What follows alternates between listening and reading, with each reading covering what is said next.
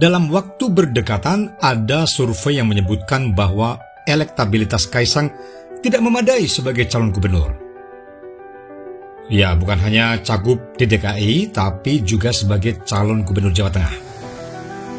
Jadi, bila ada lembaga survei menyebut putra bungsu presiden berada di urutan paling atas, survei mana yang diragukan?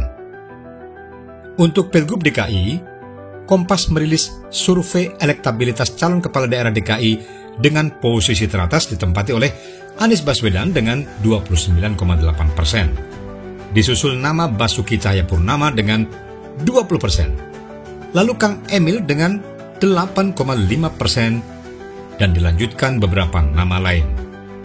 Dan nama Kaisang hanya berada di urutan bawah dengan nilai 1% saja.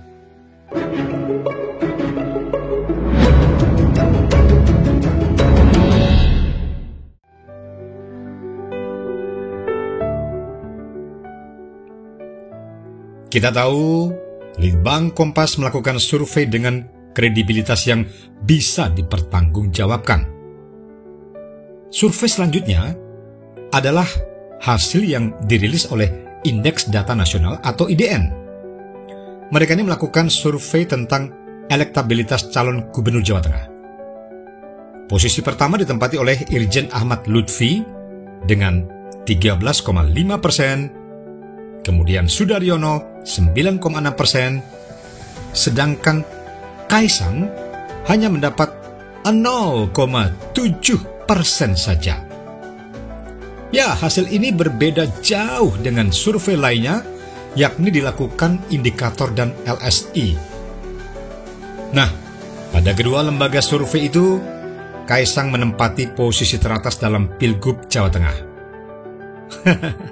Uniknya, dalam pemberitaan media kumparan yang merilis dua hasil survei itu, sebanyak 85,67% pembaca tidak yakin Kaisang berada di posisi teratas. Dengan durasi waktu survei yang berdekatan, ya tentu apa yang dihasilkan lembaga survei tadi menimbulkan pertanyaan, lantas survei manakah yang benar? Kita bebas berpendapat dan meyakini sesuatu. Hanya saja, jika melihat kabar kemana Kaisang akan mencalonkan diri bakal jadi alasan terkuat menyimpulkan survei mana yang lebih valid. Kita bisa menguji validitas lembaga survei dalam berbagai asumsi yang bisa disodorkan. Misalnya, apakah saat ini sudah dapat dipastikan Kaisang akan berkontestasi di mana? Belum jelas. Bahkan jauh-jauh hari, nama Kaisang sempat muncul sebagai calon wali kota Depok, Solo hingga Bekasi. Hanya setelah Pilpres, adik Gibran Rakabuming itu dikabarkan akan jadi calon gubernur DKI dan Jawa Tengah. Sementara di sisi lain, meski disebut-sebut bakal jadi kandidat, belum ada satu partai pun dari yang positif untuk menyokongnya. Silakan dicek apakah Gerindra, Golkar, PAN, bahkan PSI ini belum pernah menyatakan ketua umumnya bakal berkontestasi di provinsi mana. Jika partai pendukung pemerintah saja masih ragu, mungkinkah responden meyakini jika Kaisang akan jadi kandidat di daerahnya?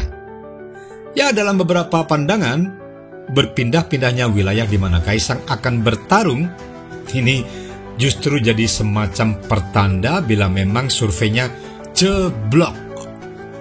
Mulai dari Depok, Solo, Bekasi, DKI, dan kemudian Jateng, memberikan gambaran bila pemilik sang pisang itu tidak cukup laku untuk dijual.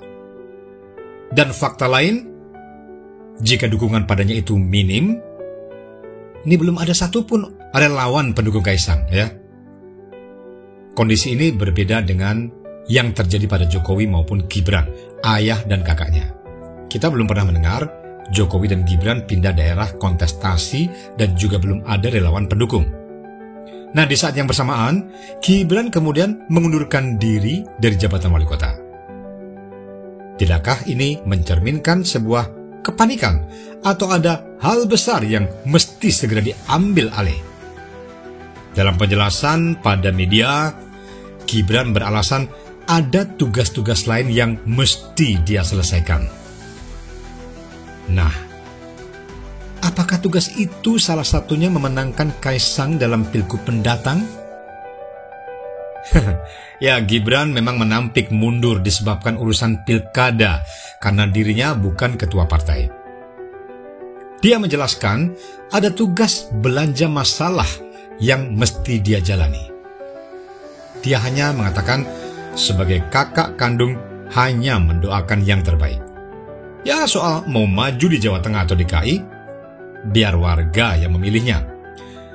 Tapi tidakkah akhir-akhir ini keluarga presiden seringkali kasih sign kiri belok kanan atau sign kanan belok kiri? Siapa yang mesti percaya dengan penjelasan wali kota Solo itu? Ditambah komentar presiden tentang kemana sebetulnya Kaisang hendak ikut kontestasi.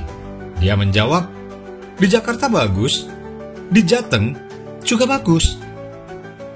Bukankah itu merupakan pernyataan yang makin mengindikasikan belum validnya provinsi mana yang bakal dituju? Dan itu disebabkan elektabilitasnya yang tidak menyenangkan. Ya, sepertinya Kaisang tinggal menerima efek dari Pilpres yang kemarin. Rakyat mulai sadar bahwa ada proses yang tidak tepat, ada kondisi politik yang tidak ideal, atau bahkan ada sikap presiden yang tidak semestinya direspon positif. Kaisang bisa saja jadi anti klimaks perjalanan politik keluarga Presiden Jokowi.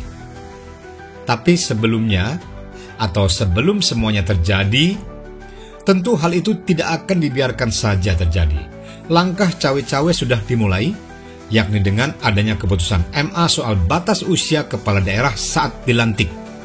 Dan keputusan itu jelas-jelas menguntungkan Kaisang.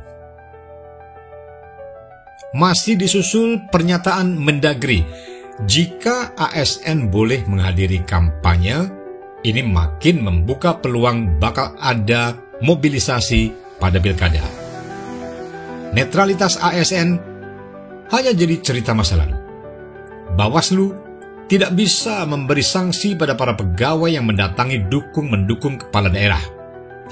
Belum lagi saat kampanye pilkada berlangsung, Jokowi masih menjabat presiden. Artinya, masih terbuka peluang dukungan-dukungan lain yang bisa dikerahkan. Hal ini makin menegaskan, silahkan hasil survei menempatkan Kaisang di posisi berapapun. Yang penting saat hitungan suara hasil akhirnya Kaisanglah pemenangnya. Ya, persis seperti saat Kaisang jabat ketua umum PSI. Hanya butuh 2 hari saja melakukannya. Hati-hati loh, begitu bapak, ibu semuanya miring-miring, saya ganti setiap hari bisa.